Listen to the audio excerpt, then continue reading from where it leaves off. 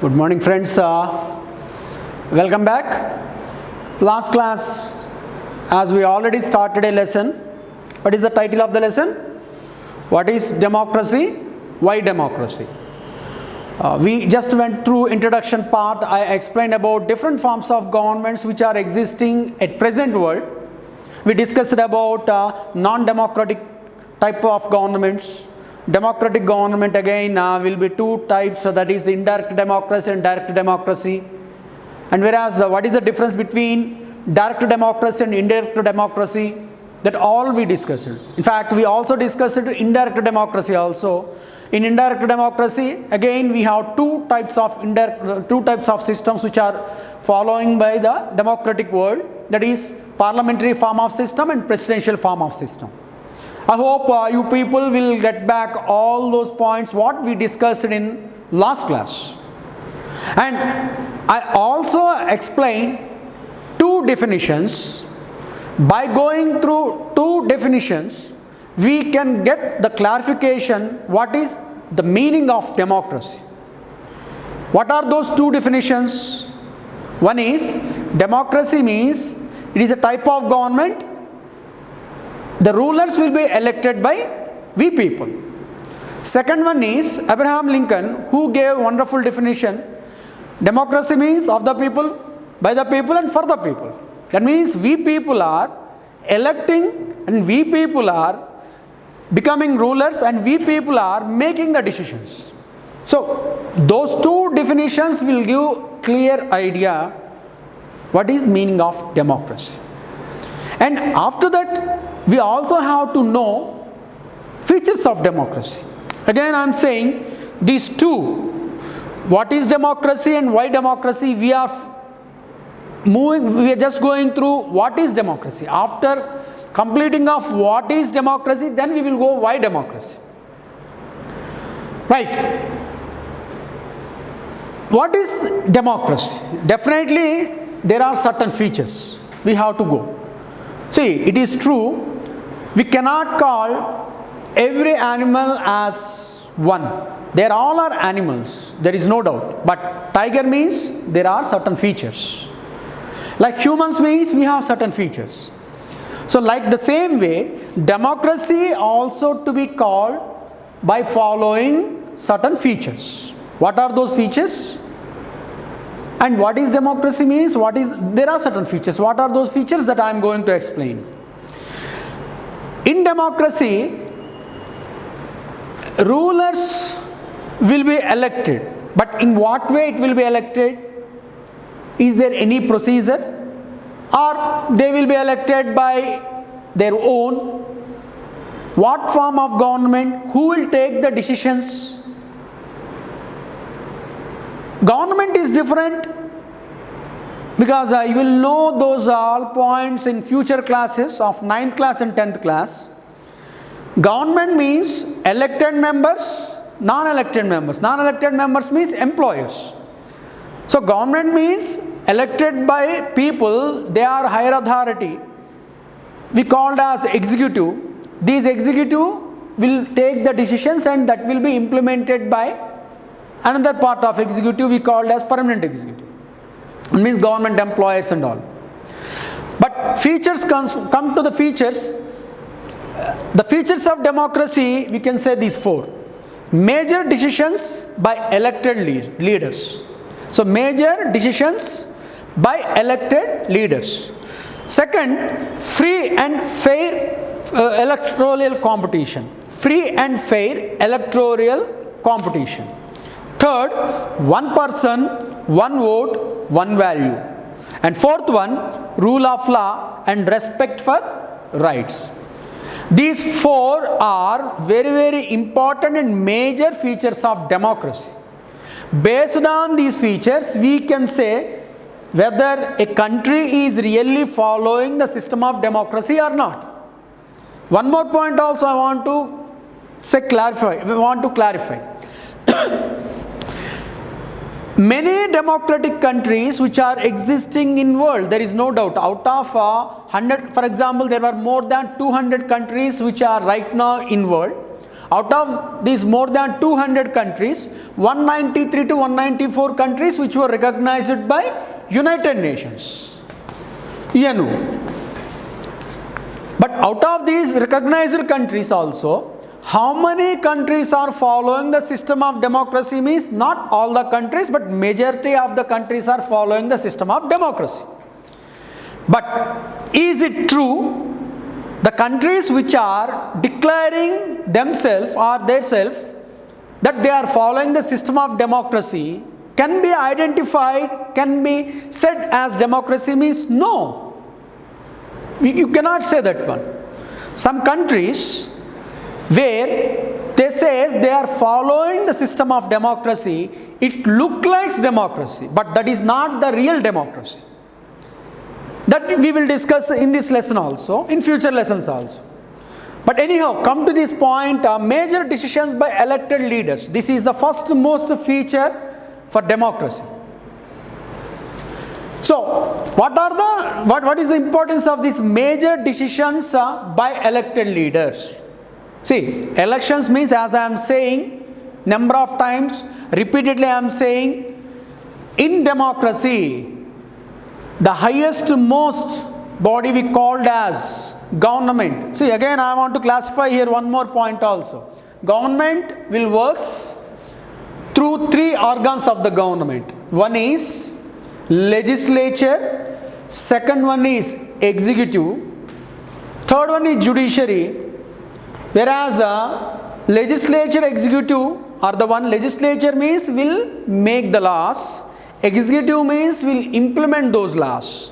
Whereas judiciary, which is an independent part or independent organ, it will examine if at all any decision were taken by either legislature or executive.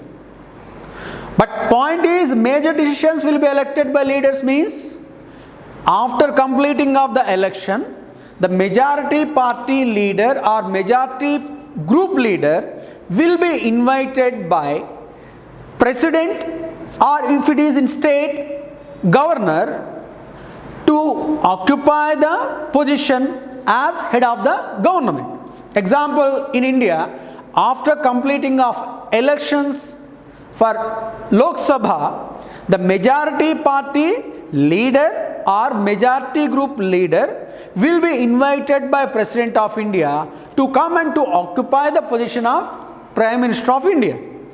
If it is a state in India, as the same, the majority party leader or majority group leader will be invited by the governor to come and to occupy the position of Chief Minister of a particular state. And that so-called person will also appoint some of his colleagues or party members as different ministers, and all that together will make the decisions, and Chief Minister or maybe Prime Minister is supreme who will make the final decision what to implement and what not to implement.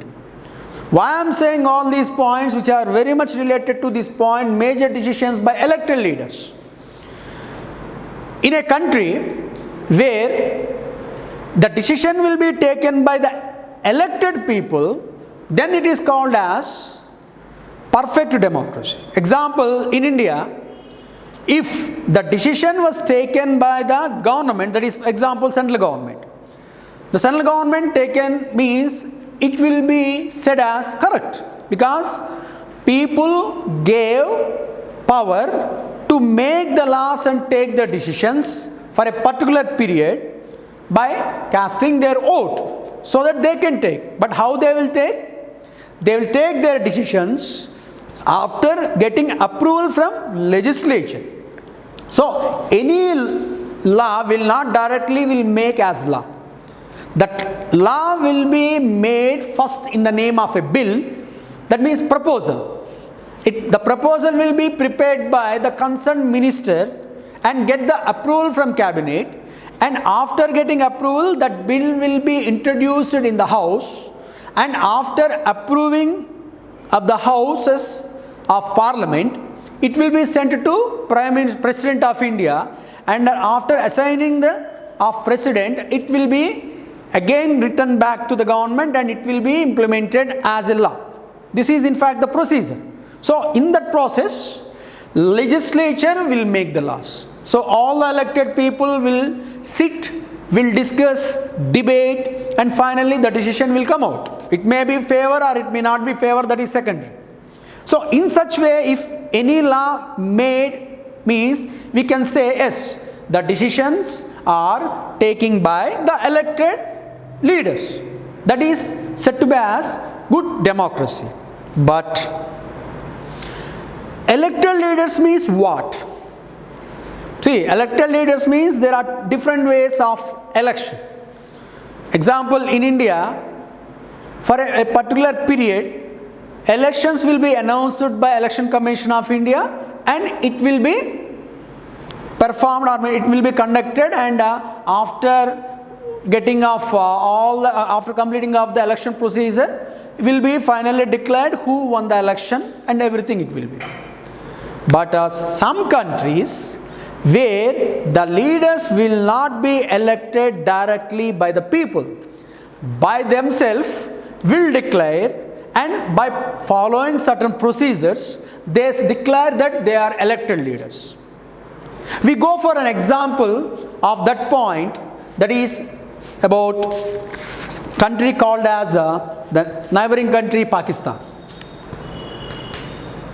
Most of you people, I hope everyone of you, not most of people, everyone of you familiar with our neighboring country Pakistan, as India was partitioned, that we studied in our 8th class, how painful the partition was, and how a new nation was created by bifurcating, or maybe by partition of India as in Pakistan and India, that we discussed. So Pakistan, it is very, very interesting. From the beginning, Pakistan was, though saying they are following the system of democracy, number of times they not followed the system of democracy. From 1950s onwards, mostly Pakistan was dominated by the military, and whoever the head of the military, they always did military coups, they overthrown the elected leaders, they occupy the position and they rule. Ayub Khan, or maybe Ziaul Haq, or recently Parvez Musharraf, like many. In that one, we are discussing the recent one. The recent one means it was nearly 20 years back. Even though it was 20 years back, it was said to be as recent one. In 1999, General Parvez Musharraf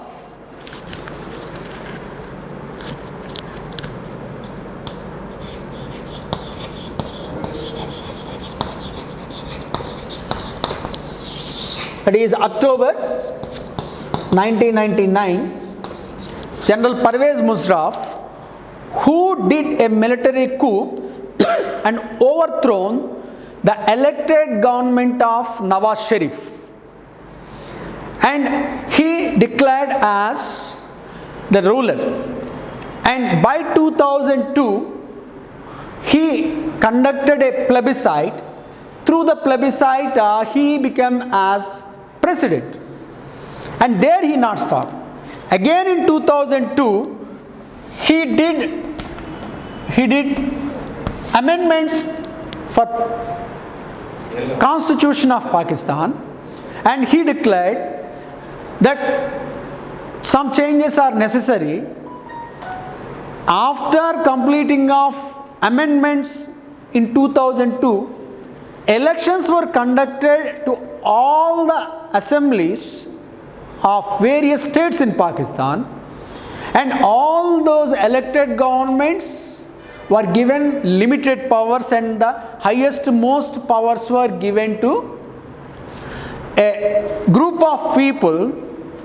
These group of people are elected by President Parvez Musharraf, that means military ruler, and all those members are from military. That means highest most rank holders in military will be called as a military a committee, that is called as National Security Council, such as. And those committee, that committee will be taken the final decision, even though some decisions can take by the elected assemblies of Pakistan, they are not the final, but the final decision will be taken by the council, National Council, which was completely controlled and dominated by Pervez Musharraf. That means military.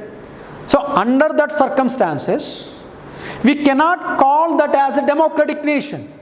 See, they said in 2002, before announcing or declaring Pervez Musharraf as President of Pakistan, he said, I am going to conduct a plebiscite. Last class I explained, previous classes I explained what is the meaning of plebiscite. Plebiscite means it is look like the election process. That means by taking a decision, they will ask the opinion of people. And if majority people said okay, then they said yes, we are going to implement. So Pervez Musharraf also did the same. He announced it through plebiscite. I was chosen as President of Pakistan.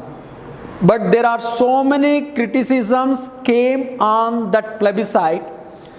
Even within the Pakistan also many newspapers, that means print media and electronic media, international print media and electronic media, all they not accepted that verdict because they alleged that Musharraf followed unconstitutional methods, mismanipulated, and he got that power. So he's just saying I am elected one, but in reality he was not elected person. Even though the elected people of various assemblies of Pakistan were also not given full powers, their powers are nominal. The final decisions be taken by the National Council, which was controlled and dominated by the military people, and that is by Pervez Musharraf. So under the circumstances, the decisions are not called to be as democratic decisions. They may take the decisions, but most of those decisions will be taken not in favor of public interest, but in favor of Pervez Musharraf and maybe military, or maybe some interest of some people. So this is the problem. It is not only the one country of Pakistan, there are so many countries in the world which are doing the same, but one example that we discussed here. Second, we come to the second. So that means I hope you people understood. Country like Pakistan, person like Pervez Musharraf, who declared himself as elected person, but that election was not in such a democratic way. It was a plebiscite dominated by his people, and by using the power, he himself declared as the ruler of Pakistan. That means there is a difference between normal or general election versus this plebiscite or referendum. Second one, that means in such case that is not. So I hope you people understood. Such elections or such decisions are never be called as democratic one. The decisions are not the democratic method.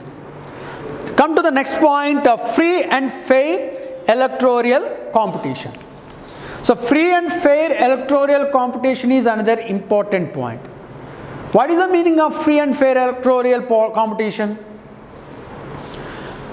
Here also we go for two examples.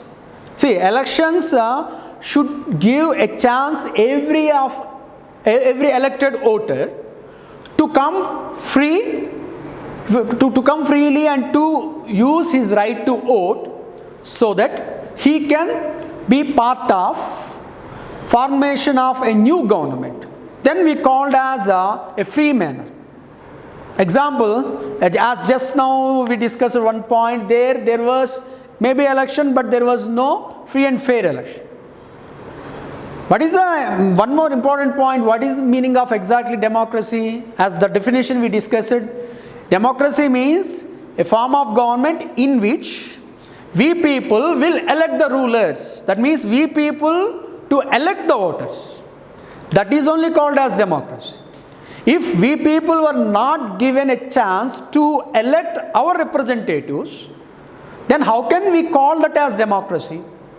Second, one more point, in democracy, you have to provide such an opportunity to people should come freely outside their home and to go to the voting station and to use their right to vote in a free and fair manner without influencing by anyone. That is called as free and fair electoral competition. For that also we will discuss two important examples which was discussed in textbook.